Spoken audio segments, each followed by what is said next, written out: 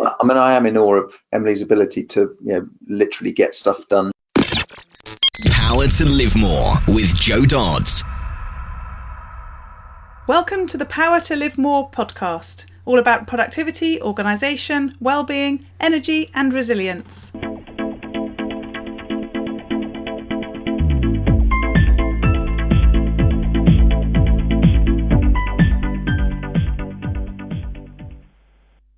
I'm Jo Dodds, and I started this show to enable interesting people to share their stories about how they use their power to live more, and by that I mean to do the stuff that they want to do more than the stuff that they need to or should do.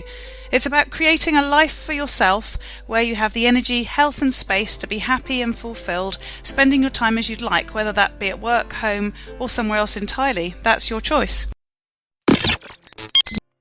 Hello. My name is Ellie Dodds and I'm co-presenter, and today Jo's interviewing Emily and Paul Hughes of Parent Guide to GCSEs. This is a first for us. We've had one half of business couples, but not both of them on the show together. Paul and Emily met in 2003 as trainee teachers assigned to the same school. It took a few years until they finally bonded over divorces, and Emily's motorcycle leathers, long but obvious story, and the rest, as they say, is history. They've been happily married for 11 years, and now that they have both escaped teaching, their words, not mine, they run the Parent Guide to GCSE, supporting parents whose children are in Year 11. They made 11k in their launch week, so they must be doing something right. Emily has a Masters from Cambridge in Maths with Education, while Paul has a Masters in Information Management and Computing from the University of Sheffield, which will probably tell you what they taught for 15 years. Emily also runs a pop choir in her spare time, as she says she still needs to be able to boss people around, having left teaching. Paul says he thinks that's already covered at home. Back to the studio.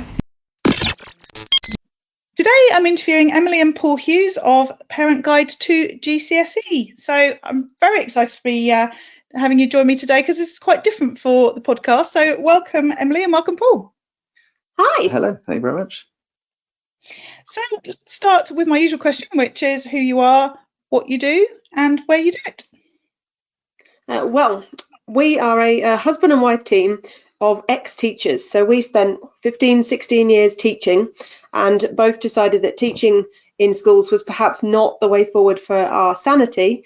And therefore, we've both left teaching now, and we're running the Parent Guide to GCSE. So it's basically a sort of a lifestyle business that lets us work together to build something we know will make a big difference, as we used to be able to do in schools. Now we can do that for more people. So it was sanity over salary, I think, was the important decision. And do you work from home? Yes, absolutely. Although we do have to work in different rooms, because Paul says that I talk to myself too much and it distracts him, because he keeps thinking he's supposed to be answering and he's not. Because obviously if she is talking to me and I ignore her, I get in a lot of trouble. So therefore, we've got separate desks, separate rooms. Yeah, I can see why that would work well, or better.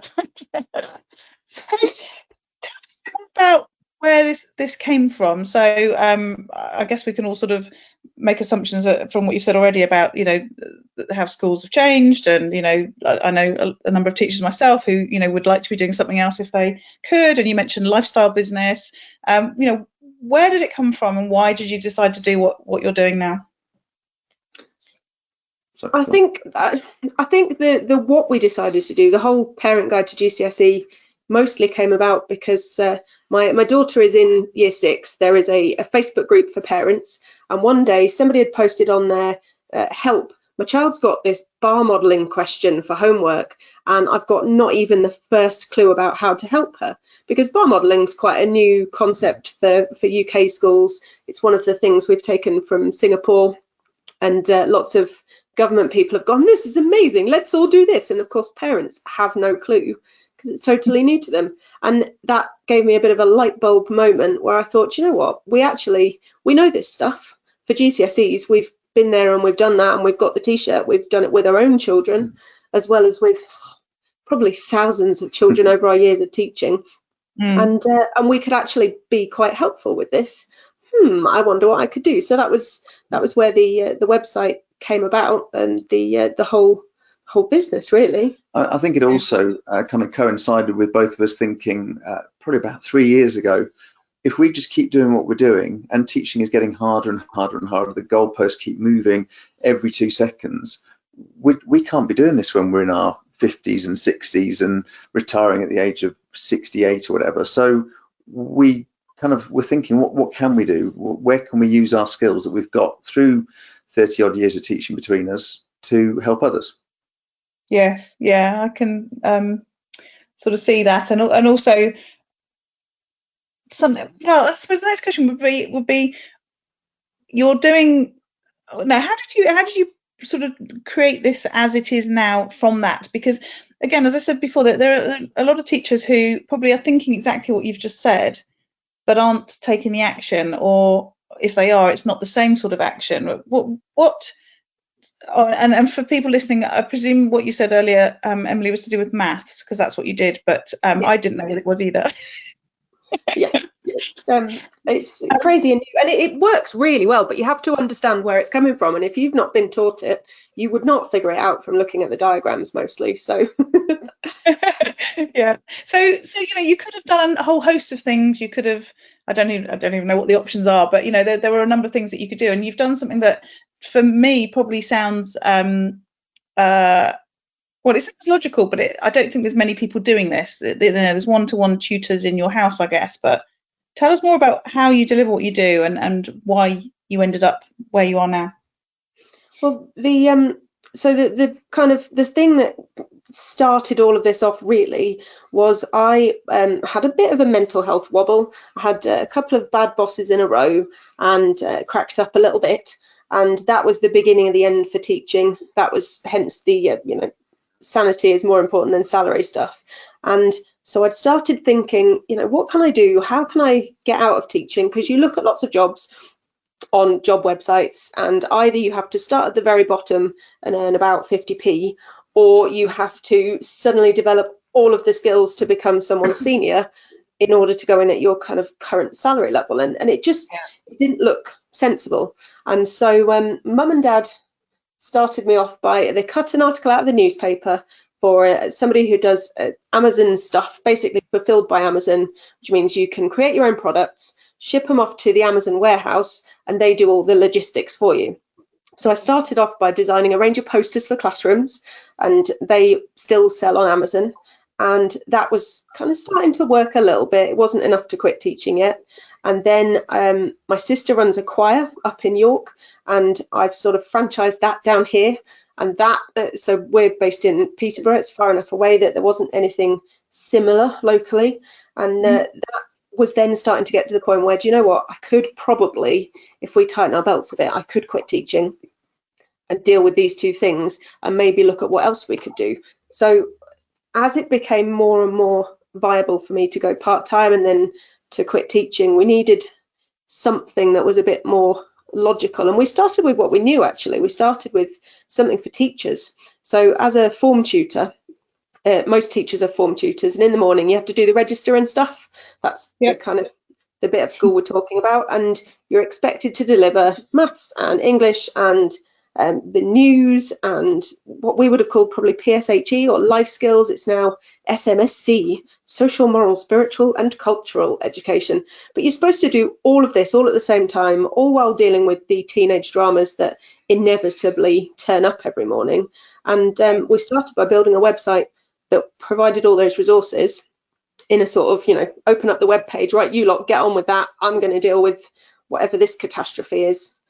So that teachers had a really easy way to do that. And we had a little bit of success with that, but schools are notoriously broke, and we struggled because form time is not an Ofsted kind of priority.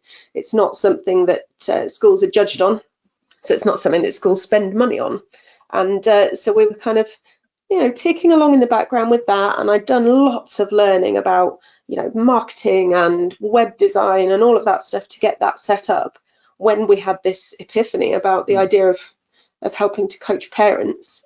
And I kind of drew together all the various bits of research that I'd done. I'm a prolific reader of business books. And so there were lots of different ideas that I took in from different books, things like Oversubscribed by Daniel Priestley, which I love. I kind of used that to develop. I think it was about Easter time when we had this little epiphany, and then we developed it over the next few months. And I was so patient. I'm never patient.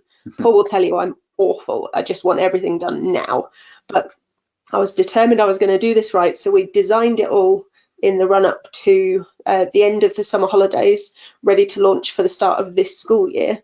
And just pulled together all the stuff that I'd learned and asked for more recommendations. I'm part of lots of networks of entrepreneur kind of people on Facebook mostly, and they were really, really helpful with advice and, have you tried this? Have you read this? Have you listened to this podcast? And it all just kind of came together into what it is now, and it took off so quickly that it's now become pretty much all I do.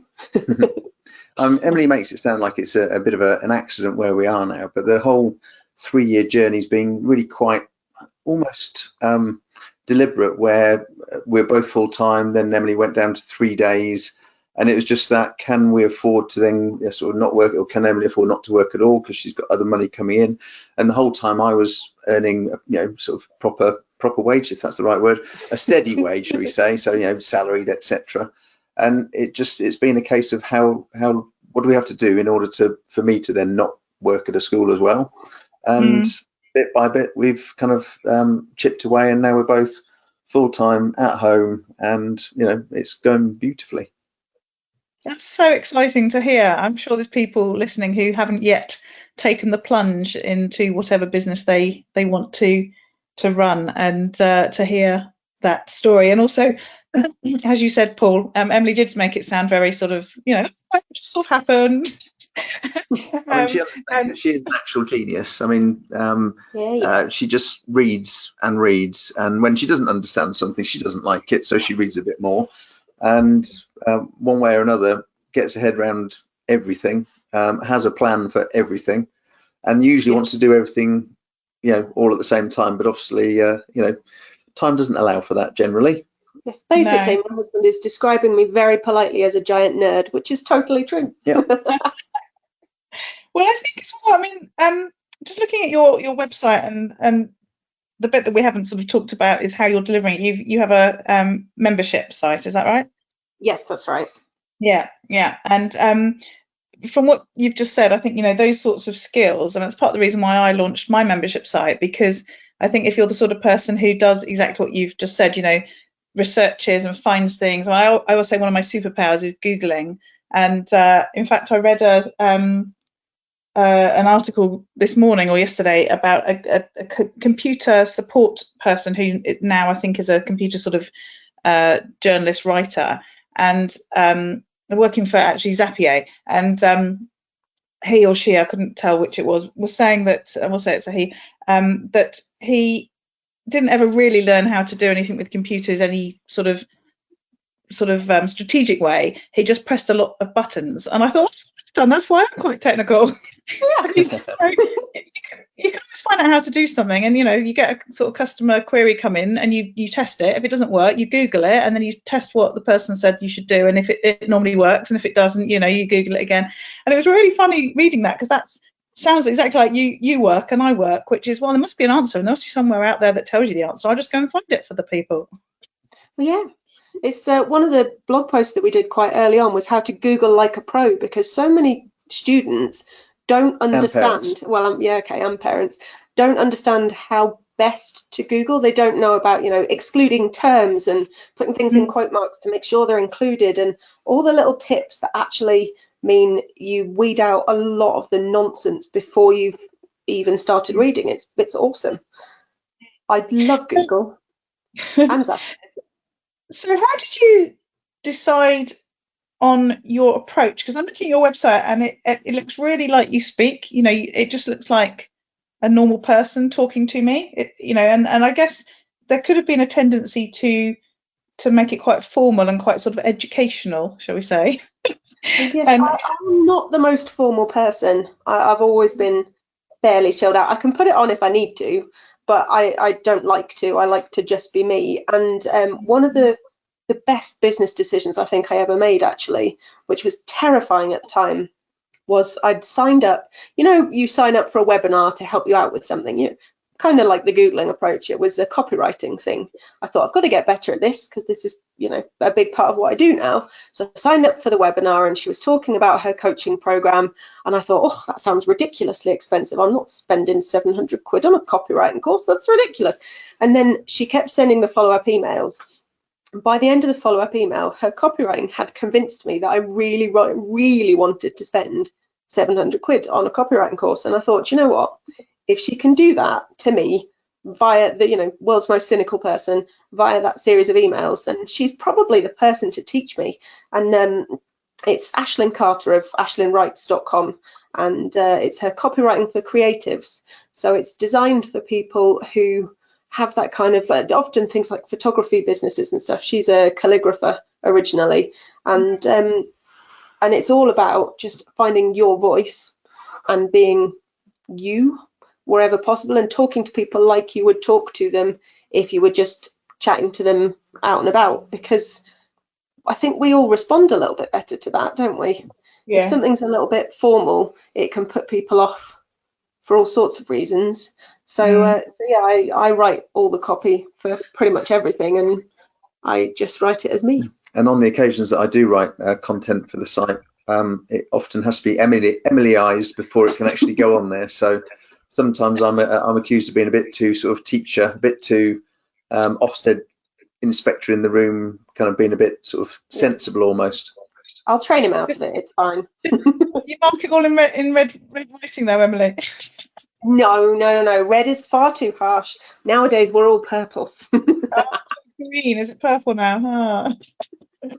Well, purple, green and red, depending on which sort you work in, obviously. Often all three. It's madness, I tell you. I often talk to people who've made the transition from corporate into running their own business, and you have made the transition from another environment. We could call it corporate, but it's public sector, it's education, it's quite a different setup to a commercial organisation, and also as we know, teachers have got loads of pressure on them. There's loads of work to be done outside of being in the classroom and everything else. How have you found that transition? What's carried you through? What's similar? What's different? Do you work school hours? Do you don't?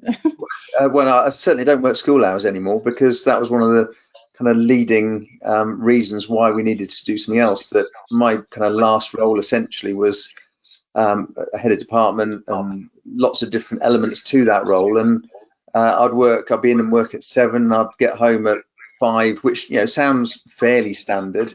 But then once you've had a quick meal, seen your kids briefly, then it's back to marking and preparation and just worrying about the 800 things you haven't done because the job's just too big for the amount of time given to you.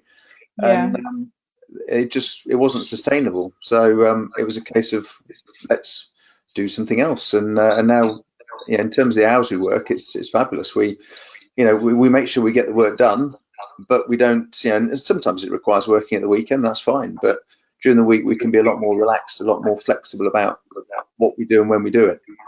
Yeah. Paul has obviously made the change far more recently than me. I left teaching 2 years ago. You've only been a couple of months now, really. So I think it's been a bit of a shock to the system, because you went from full-time straight to nothing, whereas I worked my way down through part-time and stuff. So I think it's getting used to being in charge of what you're doing and finding your own jobs again, because it's not like, so in school you're run by the bell, basically. It doesn't matter how much stuff you've got to do. If you've got 30 kids about to descend upon you, that's it. That's got to be your entire focus. Yeah. And so it can be a little difficult to motivate yourself not to just sit down for a lunch break, stick on an episode of something, and then stay. So it's and that's partly a working from home thing that I think everyone can sympathise with. It's a little bit tricky to avoid distractions, but I think we're doing pretty well with it, actually. The cats are probably the most distracting thing in the house. One of them decided to bring me a mouse really helpfully when I was totally in the zone earlier. Live mouse. Yeah, So it's running around. I'm just sat there with my feet up on the chair, trying to carry on. Happily, I wasn't home, so I didn't get to catch him. So, given that, but also the fact that there's two of you running this business from separate rooms, as we've established, how do you organise what you do? How do you make sure you get done what you need to get done? And as I say, this is different. I think you're the first two-person interview where I have interviewed people who work with their partners, but I've not interviewed them together. So maybe I should have you in separate rooms and take separate answers in case you don't agree. But how do you make sure you get done what you need to get done? Well, I have got quite good at being more productive. I've read things like Free to Focus by Michael Hyatt. I really enjoyed. Just about and talking about things like batching your work and being able to actually get in the zone with stuff. So I now have core blocks during my day and buffer blocks. So the core block is, do you know what, I'm going to ignore everything else that's going on and I'm going to get this thing done, and that's it. And then the buffer blocks will be somewhere like just after lunch, where I'm in a slight carb coma, where it's just answering the emails and dealing with the little bits that don't require so much thought and involve jumping from task to task, so you don't get that level of focus that you need to have for your core tasks. So I've labelled out entire days GSD on my calendar for get stuff done. And that's been quite effective. But we've split the tasks between us, so we have our own little areas of responsibility, and that's helped as well, because we're not finding we're both kind of working on the same thing and not quite to the same ends and so on. So I mean, I am in awe of Emily's ability to literally get stuff done. She is so focused when her mind is on something. She will just keep working on it, frankly. I'm more easily distracted, I think, because the whole working in a school thing, I was kind of despite being a head of department, I was always chasing what I was told to do. Essentially, I was told to do things, I would quickly run around and do them, and now I get to make my own priorities. That is a whole different mindset, and it's a nice thing to get used to, but I'm still sort of still quite new to it, as it were, and so I'm not as focused, I think, as Emily, and it's something that I'm working on. But he's channeling that quite well. So when he loses focus slightly in the morning, he'll trundle off and make us some lunch, which means even if I am in the zone, I actually eat lunch every day now, which is a major step forward. I'm wondering if Paul, when you're really like, I'm fed up with this, I don't want to carry on with it, you're just hoping that the bell's going to go and it doesn't. It must be so disappointing.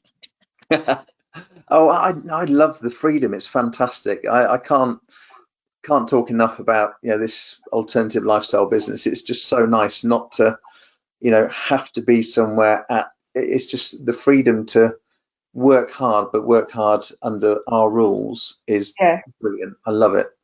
And a lot of I did a survey about a year ago of home-based owners, and flexibility was one of the things that freedom, flexibility that was really top of the reasons why we do that. Forget all the sort of potential downsides of isolation or whatever else, but of course you don't have that because there's two of you.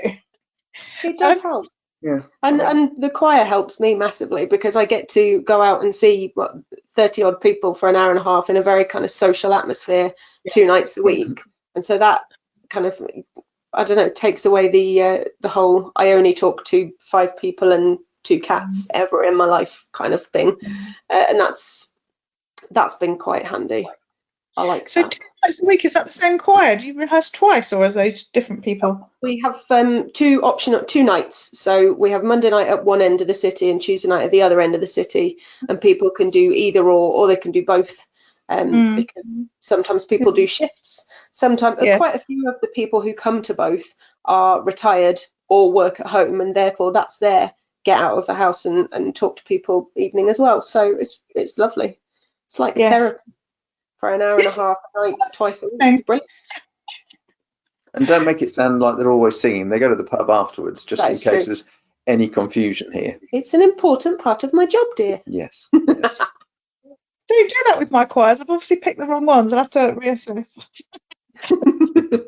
One question I do have about working from home together and getting stuff done is, do you have meetings? Do you have like shape in that way? We do, although we've not been so good the last couple of weeks, just because there's been a lot of random things happening that have got in the way. But we did have a fabulous habit of going for half an hour's walk every morning. So we'd get the kids off to school and so on, get ourselves organised, and then go off and just do a loop around the area, half an hour, and we'd talk shop as we walked around. We came up with some of our best ideas, I think, wandering around, and we got half an hour's worth of exercise, and we got out of the house. So that was really quite useful, actually. Yeah. We've only really stopped it because I'm currently injured. So as soon as that's all cleared up, I'll be back on the walking. So our best meeting, though, we went to Centre Parks for a day of focused in the spa discussions, business planning, and came up with some absolutely brilliant ideas as well. So yeah, you can see how that would be a good use of your time. Yeah, it's an annual thing now, we've decided. Lovely. So thinking about the fact that some of the home-based coaches and consultants that we're speaking to on this podcast will have children either of GCSE age or will be as they grow up. Let's we'll talk a bit about what you're actually helping people with. So I was talking about little Doddsy, who isn't little anymore. She's almost taller than me, who is 13. She's in year 1 of a 3-year GCSE process, because her school does it over 3 years. And a bit lastminute.com like I was. I can't really help her organise herself because she won't listen to me. In fact, if I try and even say a word, we end up with a big row. And I have had to pull myself back from asking lots of detail about if she's done her homework and how things are going at school, because I know it winds her up, because it used to wind me up. And I took some good advice from my mother-in-law and stepped back. And it's been a lot better since. But I then start thinking, oh my God, what happens if she gets to, further down the line and she's not doing well? And she is doing well, so I'm sure it's, fine. But how can parents help their children to, be more productive, to prepare and revise and all those other things? Particularly bearing in mind the teenage years aren't really the most communicative. Okay. Be polite in case Ellie listens to this, but yes, let's have some tips. Well, so the membership aspect of the site is we send out a weekly email with just kind of bite-sized information chunks and advice for parents. And what I think a lot of our members do, from what we hear from them, is they sit down each week with their child and go through the email. So the email's deliberately written that it can be done like that, but because they're going through it together, it's not, why are you nagging me about this, mum? It's okay, that's some great advice, here's what they're saying, and then you can have a conversation about it because it's coming from someone else, not from your parents, if that makes sense. Absolutely. Yeah. And that bridges that barrier slightly, because I mean, when I must have been an adult, to be honest, mum told me that I should read the Harry Potter books because I would love them.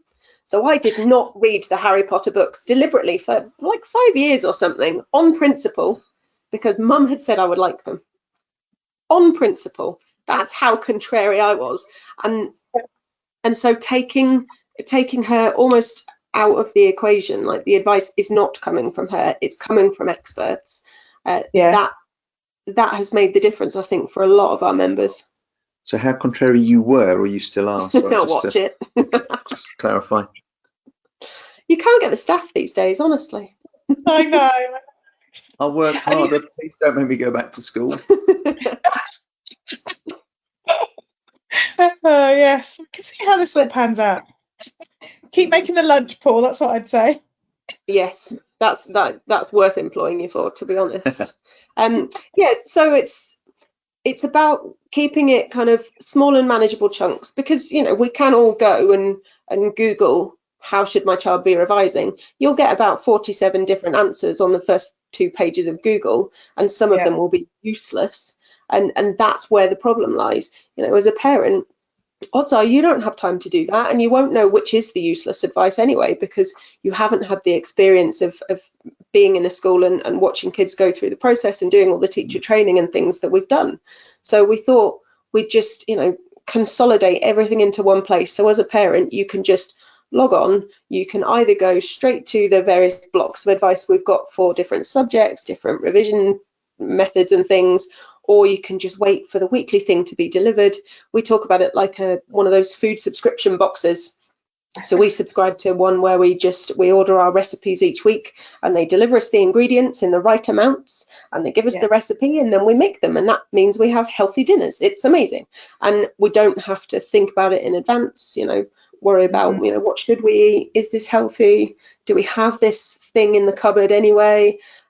So we that kind of method of making it really, really simple and done for you and delivered to you is what we were going for with our coaching advice. And stuff like, we've got a free revision plan generator that you can access on the website, which one of the biggest things we got in terms of feedback was how horrendously difficult it is to create a revision plan, because there's loads of sites out there, but we tried them all and we thought they were rubbish. So we made our own, which we think is fantastic. And it's just about, if you have a plan, it's easier to start.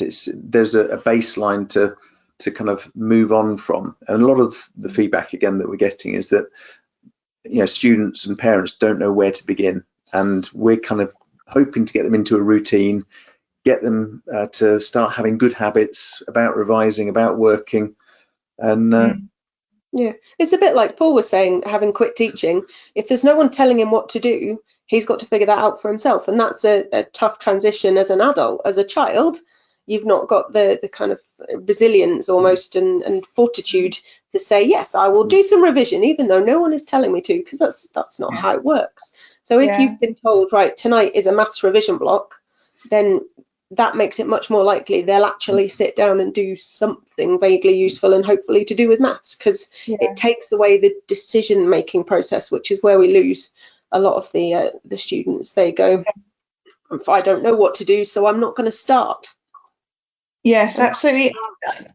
The other thing that's sort of difficult is, however good your school is at communicating with you, there's a massive gap between us as parents and the teachers once the children get to senior school. So I think about, how involved we were at the school when Ellie was in primary, and we're not involved at all. The school is really good, and they've done some stuff for the parents around growth mindset, and, they've communicated with us about, X, Y, Z, whatever it might be. But you just don't have that relationship to be able to really ask easily. I mean, you could, but you'd probably end up being one of those parents. You kept calling them or whatever. That was one of our thoughts when we were devising the website, was for a subject evening with teachers, you get generally 5 minutes when you're in year 9, 10 and 11. So as a parent or as a teacher to a parent, what can you put across in 5 minutes? Once you talked about the grades and whether they're above or below, if the parent then asks for what they need to be doing, you've got about probably 90 seconds to have that, very snatched conversation where the parent will make a kind of a brief note. So it's just, schools don't have enough time, have enough resources, have enough money to, we think, communicate effectively. And that's, again, one of the reasons why we've done what we've done, try and fill that void. And does the membership help with thinking about children and their sort of well-being and how they cope with the study and exams? Because that's a massive part of it. It's not just about the learning, is it? It's about the pressure and the stress of that moment where they've got to perform, sort of thing. Yeah, we've been talking a lot recently about mocks, because schools generally do mocks between November and January, sometimes all the way up until Easter. Some schools do one mock, or one set of mocks rather. Some schools do it up like 3 or something. It's crazy. So we've been talking about that in our emails, and talking about the fact that whilst it's really easy to panic about the mocks and get really disheartened if you're not doing well, when you get your results back, actually your mocks are just like a dress rehearsal. And if you've done anything in the theatre, you'll know that if you have a terrible dress rehearsal, it's believed to mean you're going to have a really good show. The dress rehearsal is designed to pick out the bits that aren't quite working yet, so you've got time to fix them before the actual show. You know, Yeah. there's a dance move that's tripping everyone over. You've got time to change it out for something else, or go and rehearse it overnight several times until you can do it properly. And mocks are just your dress rehearsal. If you put too much pressure on them and you don't learn from them, they're just something that happened to you, then yeah, they will stress you out incredibly, but they shouldn't, and they don't have to. We sent out a free mock debriefing sheet. So as they came out of the exams, the idea was they'd write down something I found really easy, something I found really hard. This was something I hadn't learned yet, because if you're doing that many exams in one go, it's quite easy for them to all blur together. And by the time you get back the results, because teachers have got a lot of papers to mark, so you don't get them back instantly. By the time you get them back, you've forgotten what all the questions were, and you've forgotten how you felt coming out of the exam. And in the meantime, you could have been saying that there was a question about this particular thing that I didn't know about. I'm going to put that on my revision list because I feel like perhaps that might be a good thing to learn about. So yeah, we've been talking about steps you can put in place and different ways of dealing with the various stresses and so on. I mean, we've talked meditation and things as well, because having that kind of quiet space in your mind, even if it's just a 5-minute, sit down somewhere out of the way and switch off, that can actually make a really, really big difference. And so we found a couple of guided meditation apps that are quite useful, and pointed them in the direction of some things on YouTube.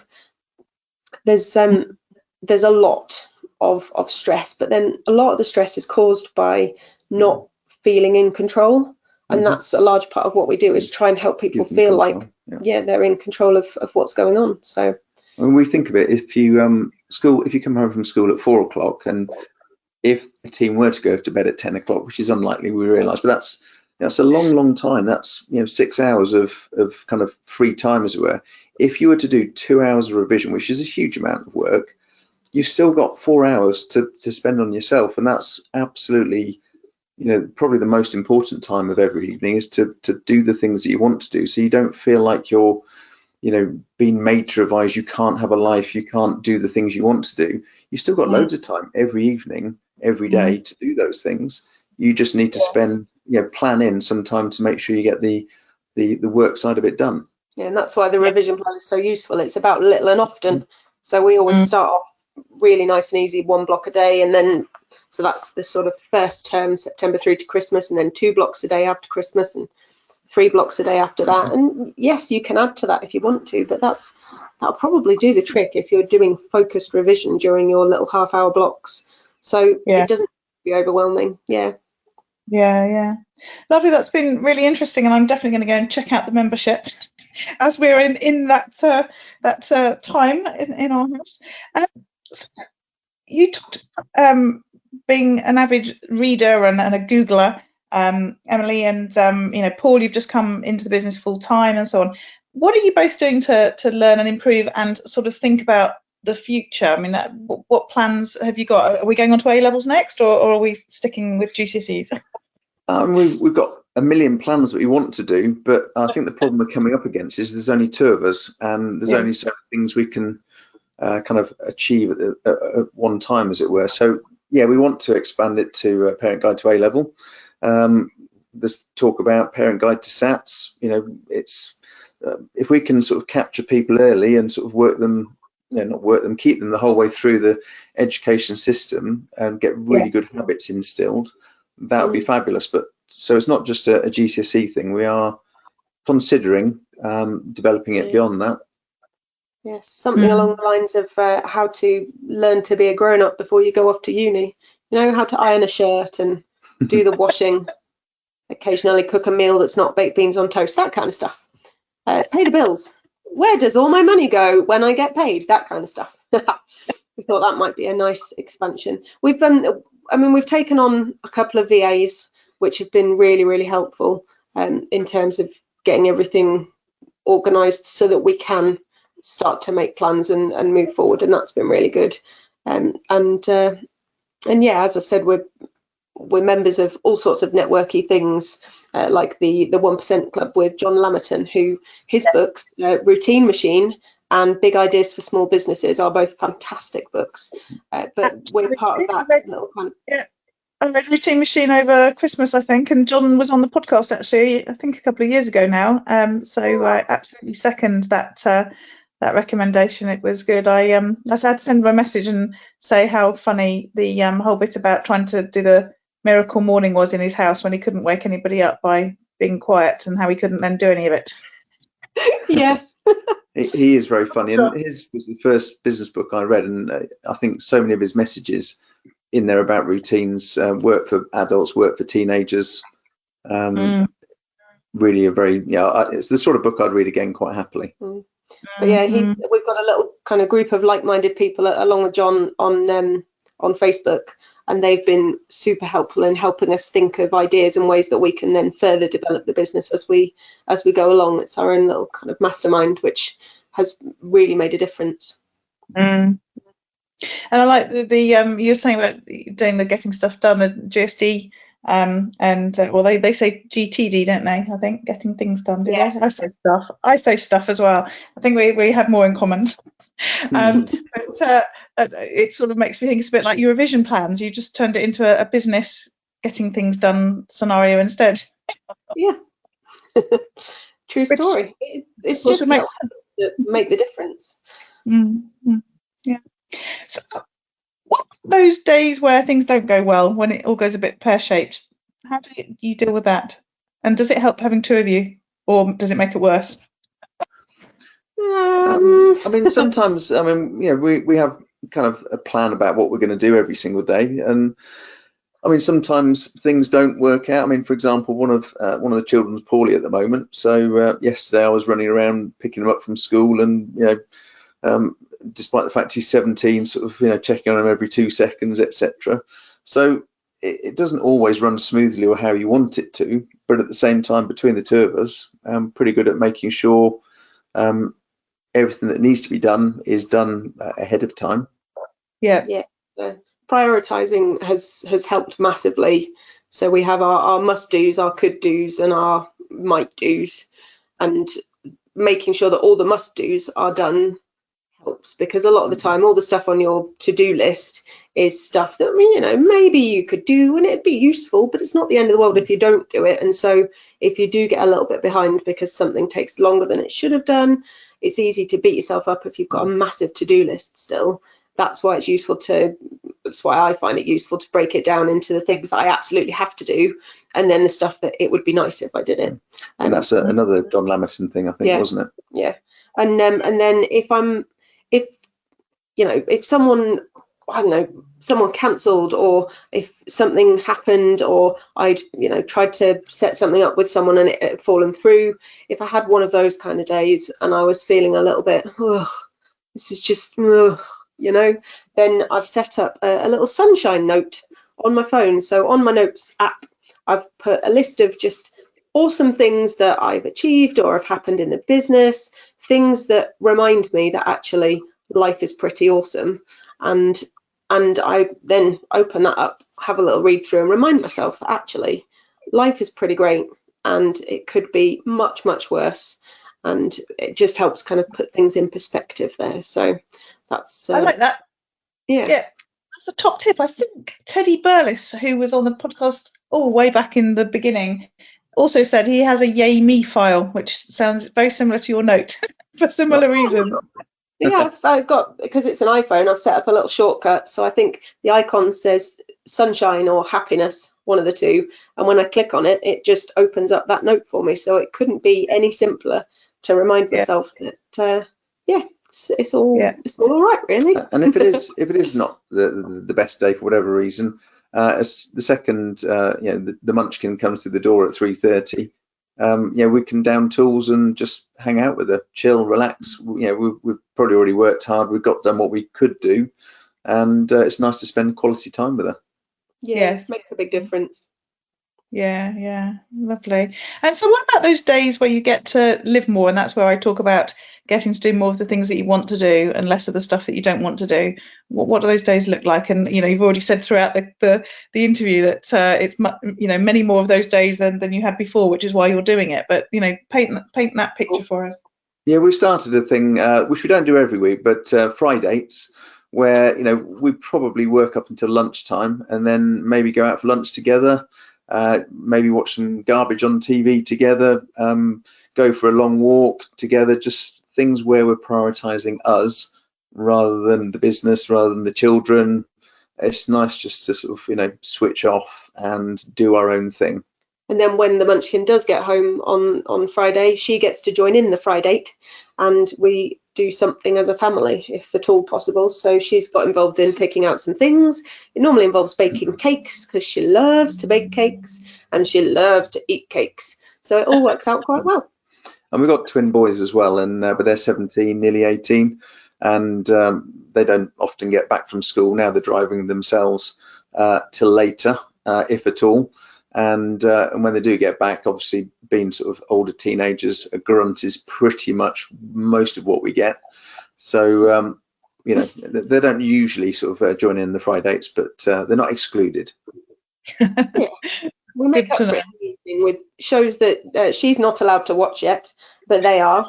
And we have a few things that we sit and watch together sometimes. So whilst it might not be the most quality of quality time, it's still something that we do together, which is still useful and important. Yeah. And when we eat, always have a positives of the day.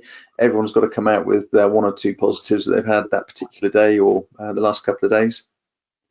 Yeah. Good. I mean, basically, for me, any day when I have a choir gig, I feel like I've just had the best day ever. I come out absolutely buzzing. We generally do things to support charities, so we'll go out and do some busking or something along those lines. We've done the Christmas light switch on in our town, which was amazing. And it's just, especially if we do something vaguely social afterwards, it's lovely to see a room full of people that I've brought together, and that just absolutely makes my day, at least, if not week. Lovely.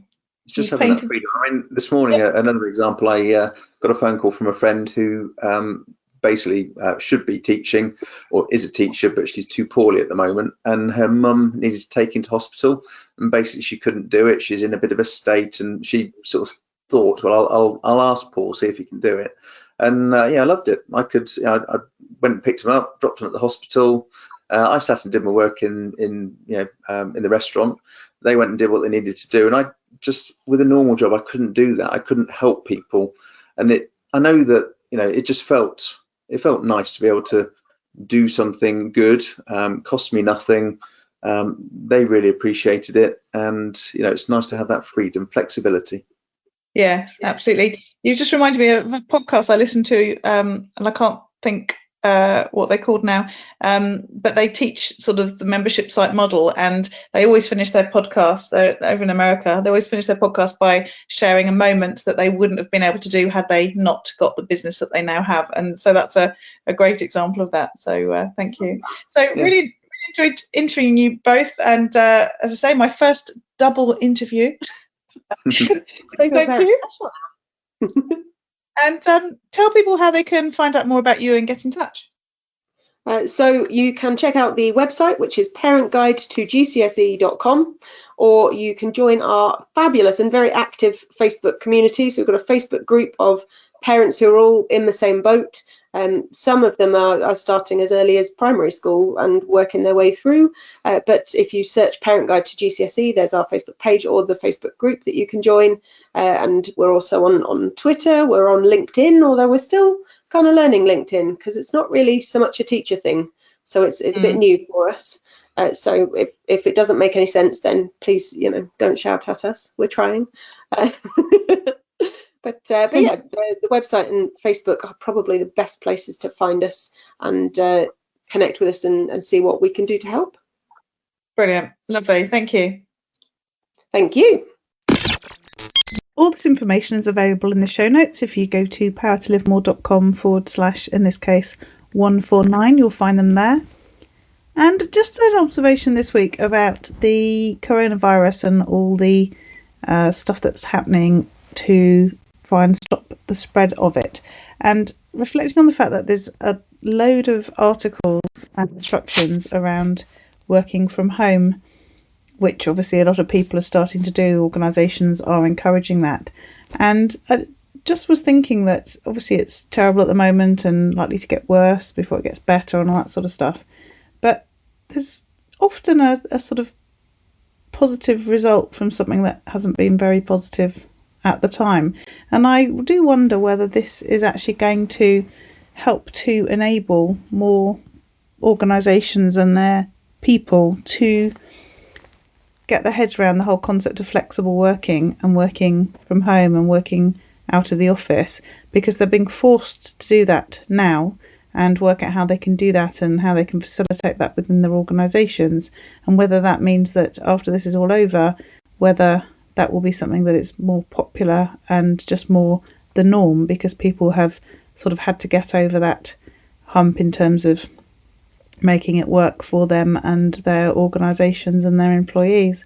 So just reflecting that sometimes we have, really terrible situations that happen, and there's an upside. I listened to a podcast from Danielle McLeod from Remarkable Women a few weeks ago, and she talked about when really traumatic things happen in your life, they call it a masterclass, as in, what can you learn from the appalling situation? And I do think actually sort of the upside of what's happening at the moment is it is a masterclass in flexible and home working. And then that leads on to the people that I have in my membership site who are home-based coaches and consultants. I think, we get some of this stuff already because we do work from home, but still many home-based coaches and consultants will be working face-to-face with clients rather than working from home via technology like Zoom and GoToMeeting and other platforms that enable you to work with people but not face to face with them. So I guess for some people who are home based and a coach or a consultant, now is a time to be learning how to use that technology and how to adapt how you work with your people, with your clients, to obviously keep you away from people and getting ill currently, but also moving forwards, whether that then gives you more flexibility in your business to be able to work on a wider geographic area, or maybe work with more people because you don't have so much in the way of travel time, all that sort of thing as well. So what sort of positives are there for you as a home-based coach or consultant? And again, the show notes for this week's show are at powertolivemore.com/149, and we look forward to speaking to you next week. Use your power to live more.